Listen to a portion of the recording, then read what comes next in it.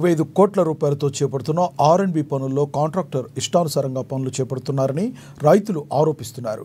నిజానికి రోడ్డు పనుల కోసం 12 మీటర్లకు బదులు తమ చేనులో 21 మీటర్ల జేసీబీలతో తవ్వుతున్నారని రైతులు బాలచందర్ జీవన్ ఆవేదన వ్యక్తం చేశారు. కాప్రీ ఎక్స్ రోడ్ నుండి బేదోడ వరకు చేపడుతున్న పనుల్లో కాంట్రాక్టర్ ఇష్టారాజ్యంగా వ్యవహరిస్తున్నాడని ఆరోపిస్తున్నారు.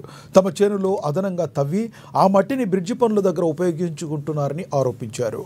బ్రిడ్జి పనుల కోసం నాణ్యమైన మొరం తీసుకొచ్చి పనులు చేపట్టాలి, కానీ రైతుల చేనులో మట్టిని తవ్వి జేబులు నింపుకుంటున్నారని ఆరోపించారు. ఇలా కాంట్రాక్టర్లు పన్ను వసూలు చేస్తే రాబోయే వర్షాకాలంలో చేనులో మట్టి కొట్టుకుపోయి తమ పొలాల్లో పంటల దిగుబడి రాదని అన్నారు. అధికారులు పర్యవేక్షణ లేకపోవడంతోనే ఇలా జరుగుతుందన్నారు. వెంటనే కాంట్రాక్టర్ ప్రొసీడింగ్లో రోడ్డు పనులను కేటాయించిన 12 మీటర్ల మేరకు మాత్రమే పనులను చేపట్టాలని, లేని ఎడల కలెక్టర్ దృష్టికి తీసుకువెళ్తామని, పోరాటం చేస్తామని హెచ్చరించారు. సాగడి నుంచి బేదోడ ఆర్&బి రోడ్డు డబుల్ రోడ్ పని నడుస్తున్నది.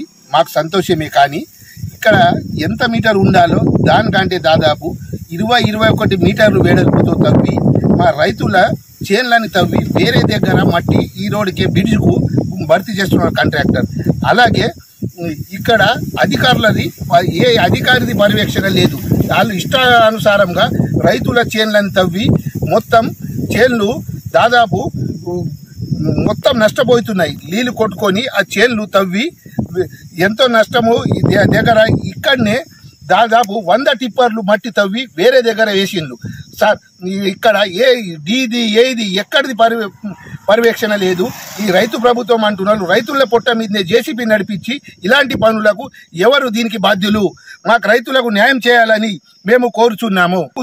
న్యాయం జరగకుంటే జిల్లా కలెక్టర్ దగ్గర ధర్నా చేసి మేము రైతులందరము ఇక్కడ సాంగడి విలేజర్లు అందరం రైతులు ధర్నా చేసి మాకు న్యాయం చేయాలని కోరుతున్నాము.